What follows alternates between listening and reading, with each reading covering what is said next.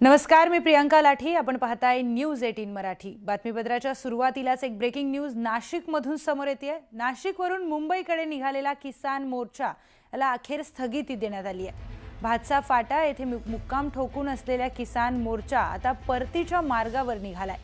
शासनाकडून सर्व मागण्या मान्य झाल्या असून 3 महिन्यांचा कालावधी हा देण्यात आलाय. नाशिक जिल्ह्याचे जिल्हाधिकारी आयुष प्रसाद यांनी मोर्चेकरांना भेट देत त्यांचे अर्ज स्वीकारले आणि शासनाच्या बैठकीमध्ये झालेली चर्चा देखील सांगितली. त्यानंतर या मोर्चाला आता स्थगिती देण्यात आली आहे.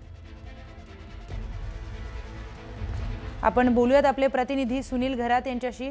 सुनील, मोर्चाला स्थगिती देण्यात आल्याचं कळतंय, काय अधिकची माहिती?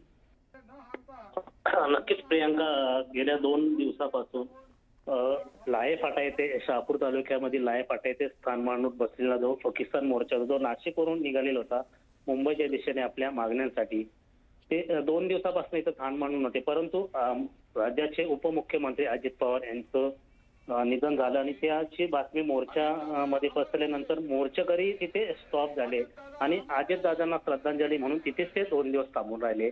त्यानंतर आज नाशिक जिल्ह्याचे जिल्हाधिकारी हे घटनास्थळी आले आणि त्यांनी त्यांच्या सर्व मागण्या मान्य केल्या. त्यानंतर मोर्चेकऱ्यांनी त्यांना 3 महिन्याचं आश्वासन दिलंय. 3 महिन्यानंतर त्यांच्या मागण्यांची पूर्तता केली जाईल. त्यामुळे हा मोर्चा येथेच स्थगित करून आता मोर्चेकरी आपल्या गावाच्या दिशेने पुन्हा परतीच्या प्रवासाला लागले. प्रियंका, बरं, निश्चितच सुनील, धन्यवाद दिलेल्या सविस्तर माहितीसाठी.